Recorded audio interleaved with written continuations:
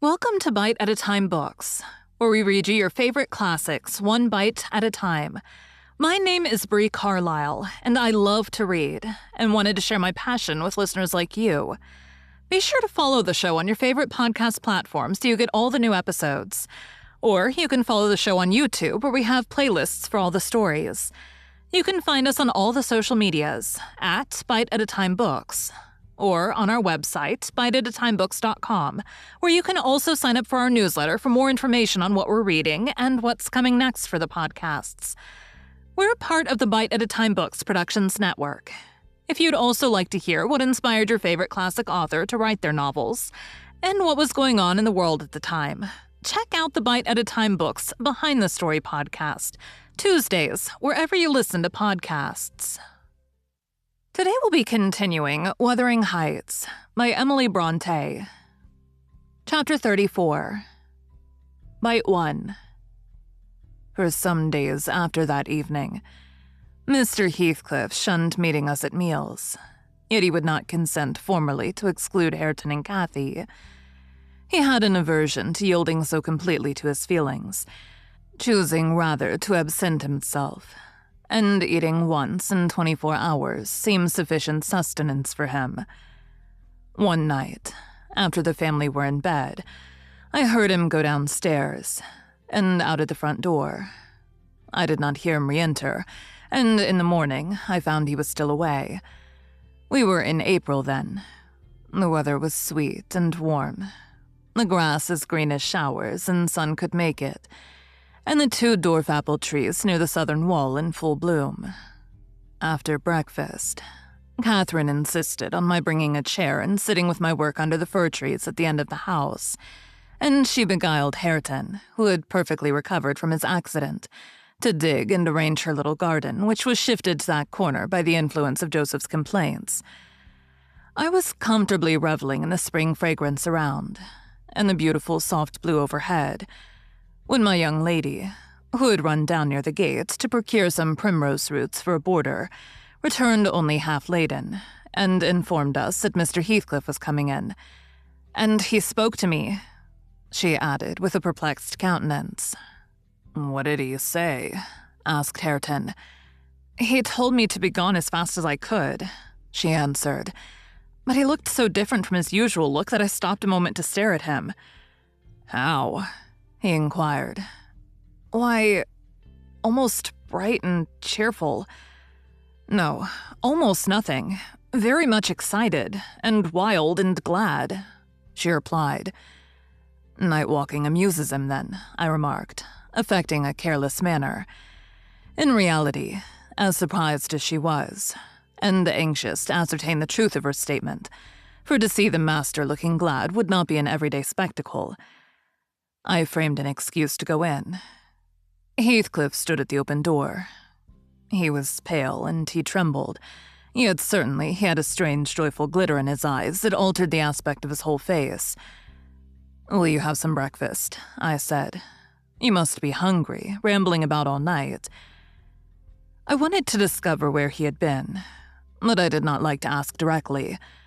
"No, I'm not hungry," he answered, averting his head, and speaking rather contemptuously, as if he guessed I was trying to divine the occasion of his good humor.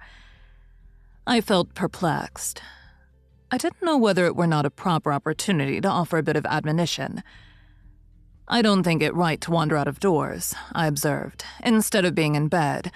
It is not wise, at any rate, this moist season. I dare say you'll catch a bad cold or a fever. You have something the matter with you now." "Nothing but what I can bear," he replied. "And with the greatest pleasure, provided you'll leave me alone.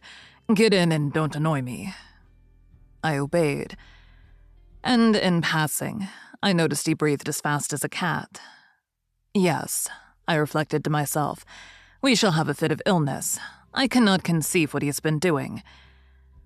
That noon, he sat down to dinner with us, and received a heaped-up plate from my hands as if he intended to make amends for previous fasting. "I've neither cold nor fever, Nellie," he remarked in allusion to my morning's speech, "and I'm ready to do justice to the food you give me." He took his knife and fork and was going to commence eating, when the inclination appeared to become suddenly extinct. He laid them on the table, looking eagerly towards the window, then rose and went out. We saw him walking to and fro in the garden while we concluded our meal, and Earnshaw said he'd go and ask why he would not dine. He thought we had grieved him some way. "Well, is he coming?" cried Catherine when her cousin returned. "Nay," he answered, "but he is not angry. He seemed rarely pleased indeed. Only I made him impatient by speaking to him twice, and then he bid me be off to you. He wondered how I could want the company of anybody else." I set his plate to keep warm on the fender, and after an hour or two he re-entered, when the room was clear, in no degree calmer. The same unnatural, it was unnatural, appearance of joy under his black brows. The same bloodless hue, and his teeth visible now and then in a kind of smile. His frame shivering, not as one shivers with chill or weakness, but as a tight-stretched cord vibrates. A strong, thrilling, rather than trembling. I will ask what is the matter, I thought. Or who should? And I exclaimed, "Have you heard any good news, Mr. Heathcliff? You look uncommonly animated." "Where should good news come from to me?" he said. "I'm animated with hunger, and seemingly I must not eat." "Your dinner is here," I returned. "Why won't you get it?" "I don't want it now," he muttered hastily. "I'll wait till supper. And Nellie, once for all, let me beg you to warn Hareton and the other away from me. I wish to be troubled by nobody. I wish to have this place to myself." "Is there some new reason for this banishment?" I inquired. "Tell me why you're so queer, Mr. Heathcliff. Where were you last night? I'm not putting the question through idle curiosity, but—" "You are putting the question through very idle curiosity," he interrupted with a laugh. "Yet I'll answer it. Last night I was on the threshold of hell. Today I'm within sight of my heaven. I have my eyes on it, hardly 3 feet to sever me. And now you'd better go. You'll neither see nor hear anything to frighten you if you refrain from prying." Having swept the hearth and wiped the table, I departed, more perplexed than ever. He did not quit the house again that afternoon, and no one intruded on his solitude till at 8 o'clock I deemed it proper, though unsummoned, to carry a candle and his supper to him. He was leaning against the ledge of an open lattice, but not looking out. His face was turned to the interior gloom. The fire had smoldered to ashes. The room was filled with the damp, mild air of the cloudy evening, and so still that not only the murmur of the beck down Gimmerton was distinguishable, but its ripples and its gurgling over the pebbles or through the large stones which it could not cover. I uttered an ejaculation of discontent at seeing the dismal grate, and commenced shutting the casements one after another till I came to his. "Must I close this?" I asked, in order to rouse him, for he would not stir. The light flashed on his features as I spoke. Oh, Mr. Lockwood, I cannot express what a terrible start I got by the momentary view. Those deep black eyes, that smile and ghastly paleness. It appeared to me, not Mr. Heathcliff, but a goblin. And in my terror I let the candle bend towards the wall, and it left me in darkness. "Yes, close it," he replied in his familiar voice. "There. That is pure awkwardness. Why did you hold the candle horizontally? Be quick and bring another." I hurried out in a foolish state of dread and said to Joseph, "The master wishes you to take him a light and rekindle the fire, for I dared not go in myself again just then." Joseph rattled some fire into the shovel and went, but he brought it back immediately with the supper tray in his other hand, explaining that Mr. Heathcliff was going to bed, and he wanted nothing to eat till morning. We heard him mount the stairs directly. He did not proceed to his ordinary chamber, but turned into that with the paneled bed.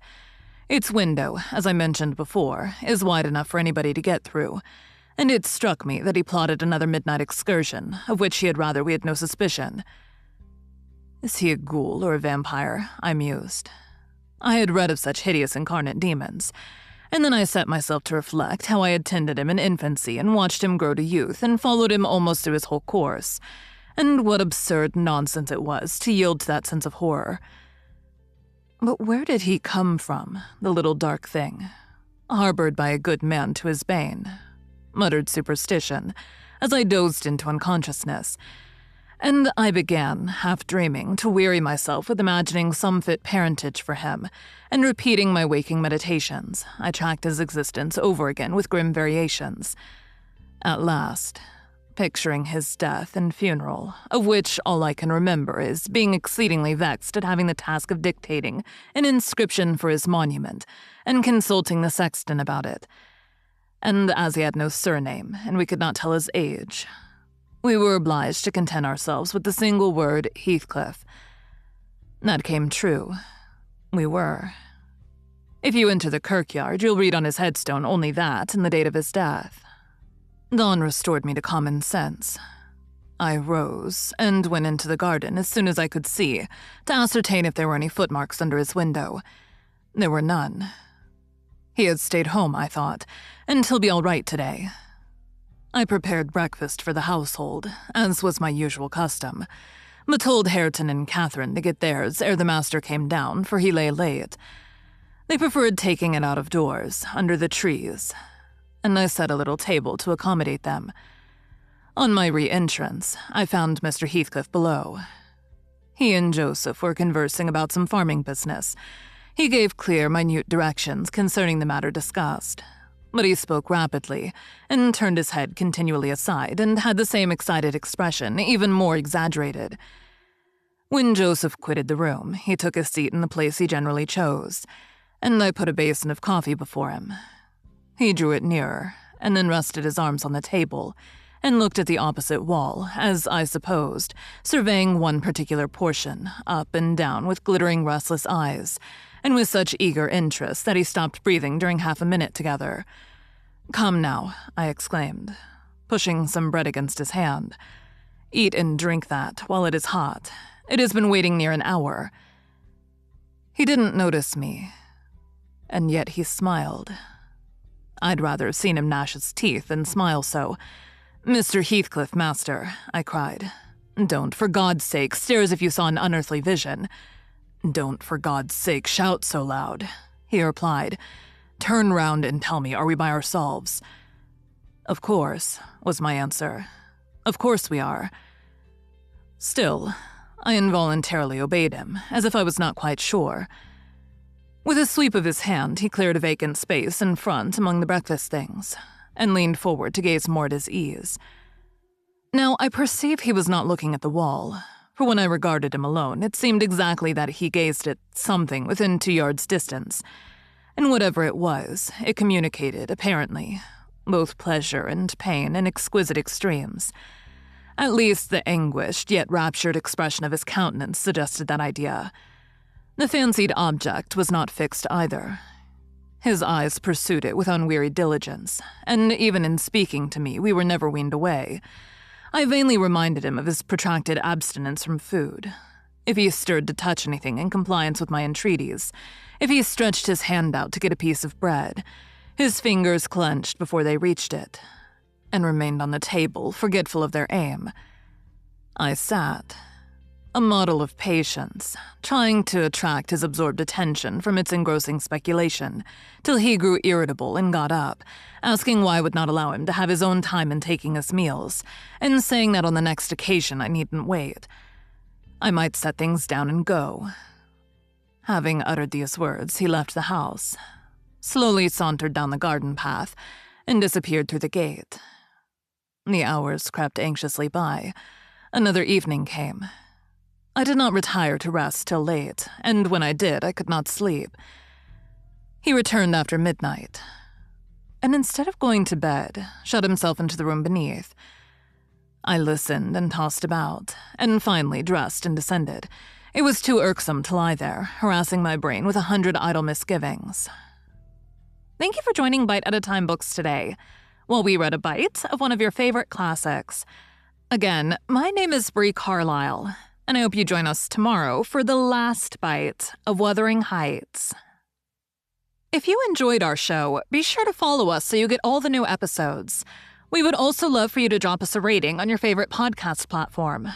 You can catch us on all the social medias at Bite at a Time Books, Or check out our website, biteatatimebooks.com, where you can sign up for our newsletter. Our show is part of the Bite at a Time Books Productions Network. If you would also like to hear about the authors who write the books we read on the show, check out the Bite at a Time Books Behind the Story podcast, wherever you listen to podcasts, or on biteatatimebooksbehindthestory.com.